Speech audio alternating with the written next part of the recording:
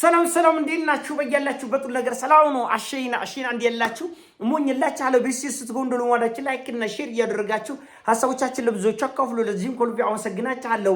ሐሳቡ ሲሞቻችሁ 3000 ላይክ እንድትገጭኑ በትትና አጎብዛችኋለሁ። ዛሬ ሚዛናችን ዘላችሁ የመጣ ነው ሰበር ዜና የራሺያው ፕሬዝዳንት ፑቲን ወደ ቻይና የሚያደርጉትን ጉዞና ጉብኝት ነው። እንግዲህ በአንድ ሳምንት ልዩነት ውስጥ ቻይና ሁለት የዓለማችን ልዕለ ኃያል ሀገር መሪዎችን አቀባበል ታደርጋለች። 150 ሺህ ብር ሽልማት ለእናንተ አዘጋጅቼላችኋለሁ። ቻይና ከትራምፕ በተሻለ እጅግ በጣም ለየት ያለ አቀባበል ለፑቲን ታረጋለች። ይሄን ከኔ ጋር የሚወራረድ አለ ዢ ወጥቶ ራሱ የቻይናው ፕሬዝዳንት ዢ ትራምፕ ላይ ያለው ንቀት ለማሳየት ወጥቶ አልተቀበለውም። ይሄ በመላ ዓለም አቀፍ ሚዲያዎች በከፍተኛ ሁኔታ መነጋገሪያ ሆኗል። ሲኤንኤን፣ ቢቢሲ፣ አልጀዚራ መላ ዓለም አቀፍ ሚዲያዎች ይሄ ለአሜሪካ የተሰጠ ስድብ ነው፣ ውርደት ነው። እንዴት ነው ዢ ትራምፕን ወጥቶ ያልተቀበለው? ይህን ሁሉ ትሪሊዮን ዶላር ኢኮኖሚ የሚያንቀሳቀሱ ትልልቅ ዓለም አቀፍ ተቋማት፣ ድርጅቶች፣ ሲኢኦዎች አንቱ የተባሉ በአሜሪካ ምድር አንቱ የተባሉ ቢሊዮነሮችን እንደዚሁም ሳይንቲስቶችን አርቲስቶች ይህን ሁሉ ሰው ይዞ አንጋግቶ ሂዶ እንዴት ነው የቻይናው ፕሬዚዳንት ወጥቶ ያልተቀበለው ብሎ ለተጠየቀው ጥያቄ ተሳልቋል ነው መልሱ። በአሜሪካ ባለስልጣኖች፣ በአሜሪካ ቢሊዮነሮች፣ በአሜሪካ ፕሬዚዳንት ላይ ዢ ተሳልቋል። ቻይኖቹ ተሳልቀዋል፣ አላግጠዋል። አሁን ደግሞ ፑቲን ሲመጣ ደግሞ የሚያደርጉትን አቀባበል ታያላችሁ። ፍጹም የተለየ አቀባበል ነው የሚያደርገው። ዢ ወጥቶ የቻይናው ፕሬዚዳንት ወጥቶ ፑቲንን ካልተቀበለው እና ከትራምፕ የተለየ አቀባበል ካላደረገለት እኔ ለእያንዳንዱ ተከታይቼ ለእያንዳንዱ አይደለም ለሶስታችን 150 ሺህ ብር አዘጋጅቻለሁ። 50 ሺህ ብር ለሶስት ማለት ነው። የተለየ አቀባበል ያደርጋል። ራሱ የቻይናው ፕሬዚዳንት ወጥቶ እዛው ፕሌኑ ድረስ ሂዶ አቀባበል ያደርግለታል። ይሄን የሚያደርግበት ምክንያት የአሜሪካ ባለስልጣናት በመላ ዓለም አቀፍ ሚዲያዎች መሳቂያና መሳለቂያ እንዲሆኑ፣ ቃሌን አስምሩበት፣ መሳቂያና መሳለቂያ እንዲሆኑ ለማድረግ ነው። አንድ ሁለተኛና ትልቁ ጉዳይ ኢራን የሰጠችንን ወርቃማ እድል የወርቅ ዋንጫ እንዴት እንጠቀመው ነው። የሁለቱ መሪዎች ጉብኝት አሁን እንደምታውቁት ሰኞ ማክሰኞ እስከ ሮብ ባለው አሜሪካ ኢራንን መደብደብ ትጀምራለች። ይሄ አሜሪካ በቆረቆንዳ መሪያ በኩል የገባችበትን ጦርነት ቻይናና ራሽያ እንዴት እንጠቀም? ይሄ ወርቃማ እድል ለመቼም አይገኝም። በነገራችን ላይ አሁን ቻይናና ራሽያ ትራምፕን የመሰለ ቆረቆንዳ መሪ ለመቼም አያገኙም። አሁን ያተጠቀሙት እድል መቼም አይጠቀሙትም። እንደምታውቁት ከቻይና ጋር ደም አፋሳሽ ለሆነ ጦርነት ዝግጅቱን አጠናቆ የነበረ የአሜሪካ ባህር ኃይል በኢራን ምክንያት ታይዋንን እርግፍ አድርጎ የጦር መርከቦችንም ክላሹንም ልብሱንም ትጥቁንም ስንቁንም ይዞ ጠፍቷል ከታይዋን። አሁን ታይዋን ባዶዋን ያለችው እርቃና ራቁታን ያለችው። ይሄ የሆነው በኢራን ምክንያት ነው። ራሽያ ዩክሬንን እንደ ልባ በጥፊ እንድትለበልብ ያደረገቻት ኢራን ነች። የዓለም ሁሉ ትኩረት ከዩክሬን ላይ ትቶ ዜሌንስኪ በሄደበት ኧረ እኔን ተዋችሁኝ ለእግዚአብሔር ብላችሁ ኧረ እርዱኝ ኧረ ይሳለሁ እያለን ያለ። ስለዚህ ኢራን የመላው ዓለም ትኩረት ከታይዋንና ከዩክሬን ላይ ተነስቶ ወደ ኢራን ላይ እንዲሆንና የዓለም ትኩረት መካከለኛው ምስራቅ በሆነበት ሰዓት ቻይኖቹ የፈለጉትን ውጤት ለማምጣት እየረዳች ያለችው ኢራን ነች። ስለዚህ እችን ኢራን የወርቅ ዋንጫ ምን እናርግላት? ምን መሳሪያ እንርዳት? አንተ ቤት በኩል ታረዳታለህ፣ እኔ ቤት በኩል ልርዳት። አንተ ስንት ሚሊዮን ትረዳለህ፣ እኔም ስንት ሚሊዮን ልርዳ። ምን አይነት የጦር መሳሪያ ቻይና ታቀብላለች፣ ራሽያስ ምን ታቀብላለች የሚለውን ይሄ ለመነጋገር ነው አሁን የሚሄዱት። እንዳልኳቸው በሚያደርጉት አቀባበል ልዩ አቀባበል በአሜሪካ ባለስልጣናት ላይ መሳለቅ ፈልገዋል ቻይኖች። አንድ ሁለተኛና ዋናው ቁም ነገር ደግሞ እቺ ወርቃማ ሀገር ኢራን የምትባል ሀገር በምን መልኩ የሰጠችንን እድል በአግባቡ እንጠቀም። መካከለኛው ምስራቅ በገዛ እብደቱና ጅልነቱ ምክንያት እየወደቀ ነው ያለ። የገልፍ ሀገራት የባህረ ሰላጤ ሀገሮች እየተፍረከረኩና እየፈረሱ ነው ያሉት። ይሄን እድል በምን መልኩ እንጠቀም? የዓለማችን ቢሊዮነሮች ከዚህ በኋላ ኤሚሬት አስተማማኝ የኢንቨስትመንት ቦታ አይደለችም፣ ሳዑዲ አስተማማኝ የኢንቨስትመንት ቦታ አይደለችም፣ ኳታርን አምነን ቢሊየንስ ኦፍ ዶላርስ ባህሬንን አምነን ቢሊየንስ ኦፍ ዶላርስ ልናፈስበት ምንችለው አይደለም።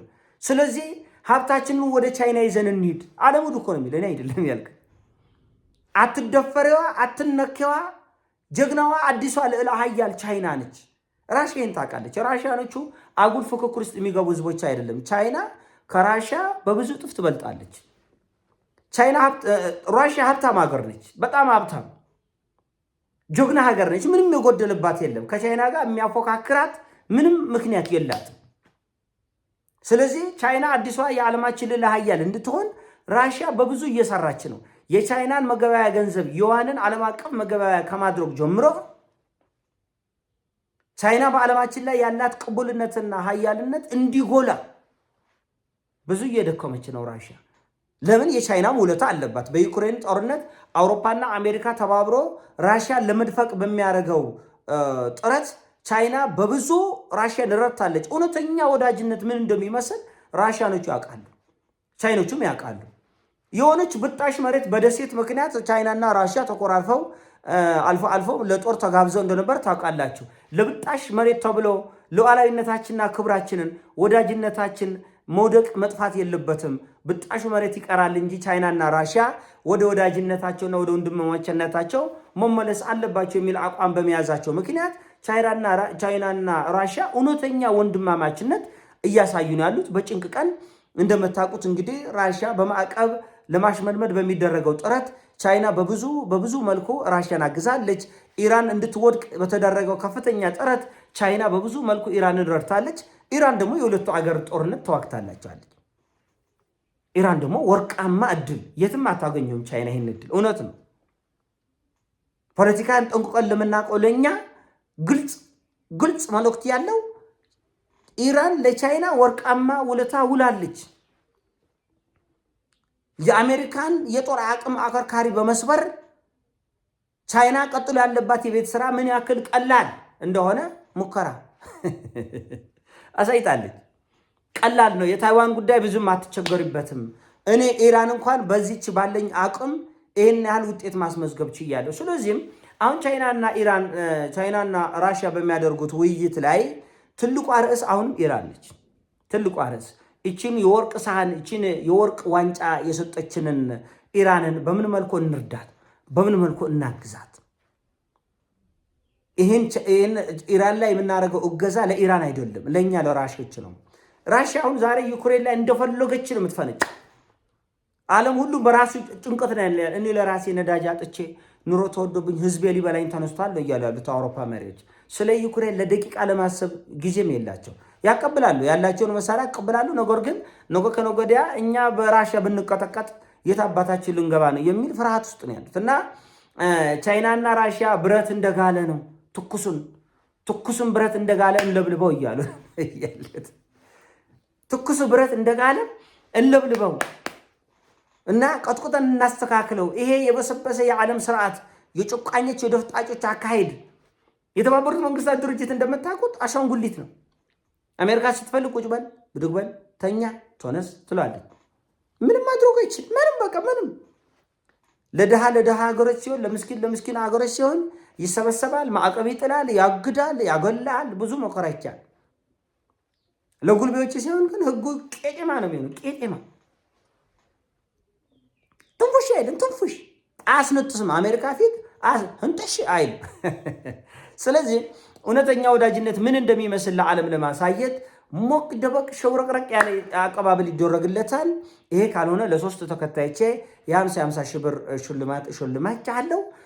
ምክንያቱም የማይሆን መረጃ ለእናንተ በማቀበል ምክንያት መቆጣት ይኖርብኛል። አንደኛ ይሄ ነው እንዳልካቸው። ሁለተኛ ደግሞ ምናልባት በዚህ ሳምንት ውስጥ ይጀምራል ተብሎ የሚጠበቀው እጅግ በጣም ደም አፋሳሽና አደገኛው ጦርነት እኛስ የበኩላችንን ቤንዝል ምን ያክል እናርከፍከፍና ጠላቶቻችንን ከሜዳችን ውጭ ምን ያክል ውጤት እንዴት ያለው ወርቃማ እድል እንጠቆመ የሚለው ጉዳይ ላይ እውነተኛ ወዳጅነት ዝም ብሎ ይሄ መፎጋገር አይደለም። ዝም ብሎ ድንፋታ ምናምን አይደለም። እንደምታውቁት ብሪክስ ውስጥ ህንድን የመሰለች የተባበሩት አረብ የመሰለች ወሬ አመላላሽ ጆሮ ጠቢ ገብቷል እና የነዚህ ጆሮ ጠቢዎች ብሪክስን በጣም ፈተና እየሆነበት ነው ያለው። ኢኮኖሚያቸው ይፈልጋል። ብሪክስ እነዚህን አገሮች የፈለገው ኢኮኖሚያቸው ጠንካራና ፈርጣማ በመሆኑ የተሻለ ስርዓት እንፈጥራለን በሚል ነው። ነገር ግን ውስጡ የገቡ ሰርጎ ገቦች ጆሮ ጠቢዎች ለራሳቸውም የማይሆኑ ለሌላውም የማይሆኑ በመሆኑ ግንባር ቀደምነቱን ቻይናና ራሽያ በመውሰድ ምን ብናደርግ የተሻለ ነው የሚለው ጉዳይ ላይ ለመወያየት የእውነተኛ ወንድማማች ድርድርና ውይይት ይሆናል ብዬ ገምታለሁ። ይሄን ሀሳቡ ሲሞቻችሁ ላይክ አድርጉ፣ ሼር አድርጉ። ወዳችኋለሁ። ፒስ